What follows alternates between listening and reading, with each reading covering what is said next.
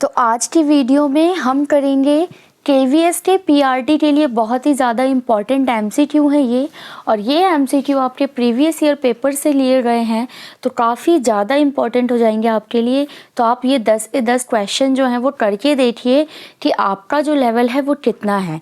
और साथ ही साथ मैं बता दूं कि ये क्वेश्चन ऐसे ही कहीं से नहीं बनाए गए हैं, बल्कि ये प्रीवियस ईयर रिलेटेड क्वेश्चन है और KVS के लिए काफ़ी ज़्यादा इम्पॉर्टेंट है।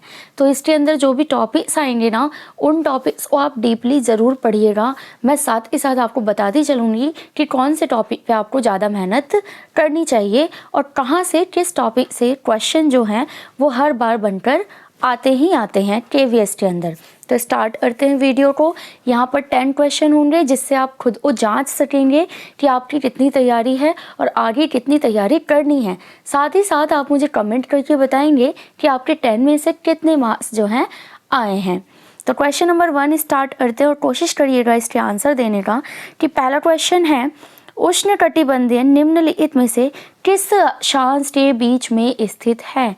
तो देखिए, जो पृथ्वी की संरचना है उसके अंतर्गत जो काल्पनिक लाइंस है, अक्षांश और देशांतर, भूगोल के इस पार्ट से क्वेश्चन जरूर पूछा जाता है EVS के अंदर, तो आप इस कॉन्सेप्ट को क्लियर जरूर रखिएगा।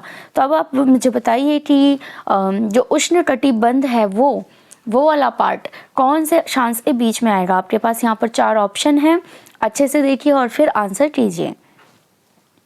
और जो इसका करेक्ट आंसर है वो मैं आपको बता देती हूँ, जो कि है ऑप्शन नंबर 1। 23.5 उत्तर से 23.5 दक्षिण जो होता है उस भाग को हम कहते हैं उष्णकटिबंध, क्योंकि यहाँ पर जो है सूरज की रोशनी जो है वो सीधी पड़ती है। अब आगे चलते हैं सेकंड क्वेश्चन की तरफ। और सेकंड क्वेश्चन आपकी स्क्रीन पे ये रहा, तो पढ़ेंगे इसको कि भारत की जनगणना के अनुसार जो 2001 और 11 के बीच में हुई है दौरान।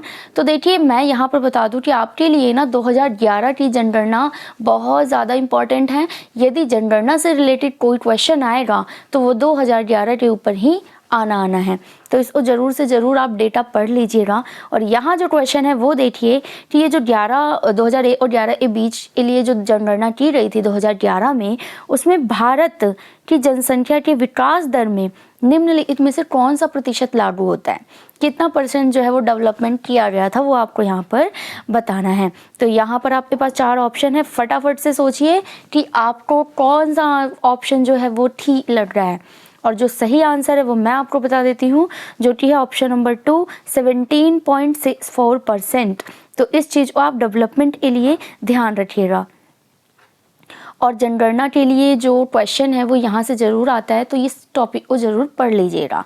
अब आते हैं क्वेश्चन नंबर 3 पर, और ध्यान से देखिएगा कि यदि समानताएं 1 डिग्री के अंतराल पर खींची जाएं या कह लो चिह्नित की जाएं, तो इसमें से कितने उत्तर गोलार्ध में होंगी, ये बताइए।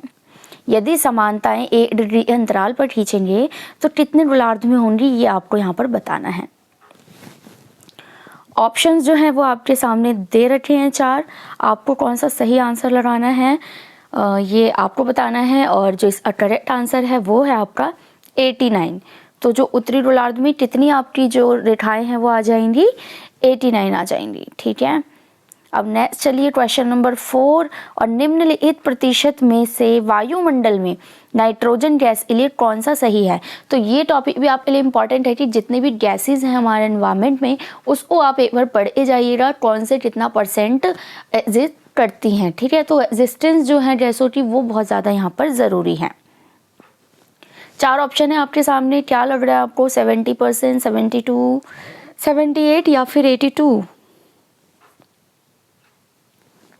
इसका जो करेक्ट आंसर है वो है ऑप्शन नंबर 3, 78%। हाँ जी, तो वायुमंडल में नाइट्रोजन गैस कितनी संख्या में है बेटा, तो 78% यहाँ पर आंसर ठीक हो जाएगा। अब नेक्स्ट चलेंगे क्वेश्चन नंबर 5 की तरफ, और फिर से 2011 की जनगणना से क्वेश्चन यहाँ पर आ रहा है। मैं आपको बार बार बता रही हूँ कि 2011 की जनगणना आपके लिए काफ़ी ज़्यादा ज़रूरी है, इसके डाटा को आप एक बार ज़रूर रीड आउट कर लें। तो भारत की जनगणना जब 2011 में हुई थी तो भारत में शहरी जनसंख्या निम्नलिखित में से कितने प्रतिशत सही है, बताइए कितना % जो है वो हमारा अर्बन एरिया कवर करता है। 25%, 28, 30 या फिर 31? आपको बताना है यहाँ पर करेक्ट आंसर, और जो करेक्ट आंसर है वो मैं आपको यहाँ पर बता देती हूँ, और वो है आपका ऑप्शन नंबर 4, 31.16%। तो इस चीज़ को ध्यान रखिएगा। अब आगे चलते हैं क्वेश्चन नंबर 6। वो बड़ा ही दिलचस्प सा क्वेश्चन है, और आपको बताना है कि निम्नलिखित में से किसे भारत के लिए मानक मेरिडियन के रूप में जाना जाता है, जिससे कि हम अपना जो इंडिया का टाइम है उसको मैनेज करते हैं। तो बताइए, यहाँ पर 4 ऑप्शन है आपके पास। 80 डिग्री पूर्व, 82.5 डिग्री पूर्व, 85 पूर्व, 87.5 पूर्व। देखिए, पूर्व तो होना ही होना है, बस आपको डिग्री बतानी है कि कौन सी है। और यहाँ पर जो आपका करेक्ट आंसर हो जाएगा वो है ऑप्शन नंबर 2, 82.5 डिग्री पूर्व। ठीक है, इसको याद रखेंगे। एनसीईआरटी से बेटा बहुत सारे क्वेश्चन जो है केवीएस उठाता है, और ये सारा जो है ना ईवीएस एनसीईआरटी का ही है, चाहे आप ज्योग्राफी उठा लो या एसएसटी का कोई भी पार्ट उठा लो। काफ़ी ज़्यादा इंपॉर्टेंट क्वेश्चन है ये। अगर आप प्रीवियस ईयर सॉल्व करोगे तो ये क्वेश्चंस आपको देखने के लिए ज़रूर मिलेंगे। चलिए 7th क्वेश्चन पढ़ते हैं, और 7th क्वेश्चन है कि टेरेस फार्मिंग जो होती है वो किस क्षेत्र में की जाती है। 4 ऑप्शन है आपकी स्क्रीन पे। पहाड़ी ढलान वाले क्षेत्र, कोमल मैदान, हिमनद पर्वतीय चोटियां या तटीय भूमि। क्या लगता है आपको इन चारों में से क्या ठीक है? हाँ जी, इसका जो आंसर हो जाएगा वो है ऑप्शन नंबर 1, यानी पहाड़ी ढलान। तो पहाड़ी ढलान वाले जो एरियाज होते हैं ना, वहाँ पर टेरेस फार्मिंग काफ़ी ज़्यादा प्रचलित होती है। आ जाइए अब क्वेश्चन नंबर 8 की तरफ। काफ़ी दिलचस्प क्वेश्चन है। थोड़ा सा आपको यहाँ पर अपना मेंटली जो इंटेलिजेंस है उसको यूज़ करना होगा कि यदि 80 पूर्व पर स्थानीय समय क्या होगा यदि 20 पूर्व पर स्थानीय समय 10 है। मतलब अगर आप 20 पूर्व पर हो, ठीक है, तो 10 बज रहे हैं, तो 80 पर कितने बज जाएंगे ये आपको यहाँ पर बताना है। तो इसके लिए सबसे पहले तो आपको ये काउंट करना होगा कि 80 और 20 के बीच में कितने आपके जो टाइम रेखाएं हैं वो आ जाएंगी। तो 80 में से 20 को माइनस कर दोगे तो कितनी आ जाएंगी भाई? 60 आ जाएंगी, बिल्कुल। तो अब ये जो 60 है, अब आपको ये बताना है कि टाइम कितना होगा, आपको तो ये बताना है। तो टाइम के लिए आपको ये चीज़ ध्यान रखनी होगी कि जो एक आपका जो रेखा होती है, मान रेखा होती है, उसके बीच का समय होता है बेटा 4 मिनट का। कितने मिनट का होता है? 4 मिनट आ। तो इस हिसाब से अब जब आप कैलकुलेशन करेंगे इसको, तो आपका जो आंसर आ जाएगा वो आ जाएगा 4 घंटों का। 240 मिनट यानी कि 4 घंटे। तो अब 10 में 4 जोड़ दो, कितना आएगा? 10 के बाद 11, 12, 1 और 2। तो सही आंसर क्या हो जाएगा? ऑप्शन नंबर 3, दोपहर के 2 बजेंगे। तो ऐसे क्वेश्चन जो होते हैं ना वो ज़रूर आते हैं। आपको जो है ना अपना कॉन्सेप्ट इन चीज़ों में क्लियर रखना बहुत ज़रूरी है। बहुत ज़्यादा मैथमेटिकल नहीं होते, ये हल्की सी कैलकुलेशन होती है। जस्ट आपको पता होना चाहिए कि दोनों के बीच का जो समय अंतराल है वो 4-4 मिनट बढ़ते जाता है। अब 9th क्वेश्चन है आपके सामने कि मैदानी क्षेत्रों में सरल साधनों और अधिक श्रम का उपयोग करके भूमि के जो टुकड़े होते हैं उस पर खेती की जाती है। तो निम्न में से वो कौन सी खेती है? आदिम निर्वाह खेती या गहन निर्वाह कृषि, व्यावसायिक खेती या स्थानांतरण कृषि। तो बताइए, 4 ऑप्शन है आपके पास यहाँ पर। तो ऐसे क्वेश्चन भी काफ़ी बन जाते हैं, तो आपको पता होना चाहिए कितने टाइप की कृषि होती है। ये सब एनसीईआरटी का ही है, और केवीएस के पेपर में ऐसे ही क्वेश्चन आते हैं। तो यहाँ पर जो है ना देखो, बहुत मेहनत के द्वारा किया जाता है मैदानी क्षेत्रों में, और इस कृषि को हम गहन निर्वाह कृषि कहते हैं।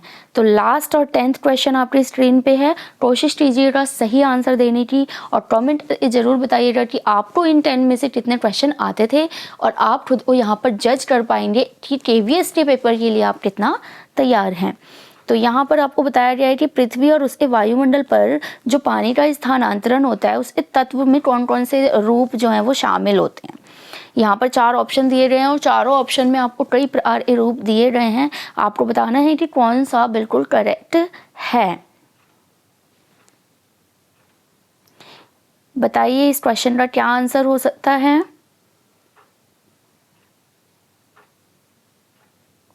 और जो इसका आंसर है वो बिल्कुल करेक्ट हो जाएगा, वो है सेकंड, यानी अवक्षेपण, आर्द्रता, वाष्पीकरण और वायु। ठीक है, तो इस तरीके से जो आपका ये सीरीज़ है, चलता रहेगा। और KVS जब तक कि अभी तो एंट्रेंस नहीं, एग्ज़ाम की डेट आई ही नहीं है, अभी तो सिर्फ नोटिफिकेशन आई है। आई होप कि आप सबने फॉर्म्स फिल कर लिए होंगे और उसके बाद अब जो मेन काम है वो है तैयारी करने का।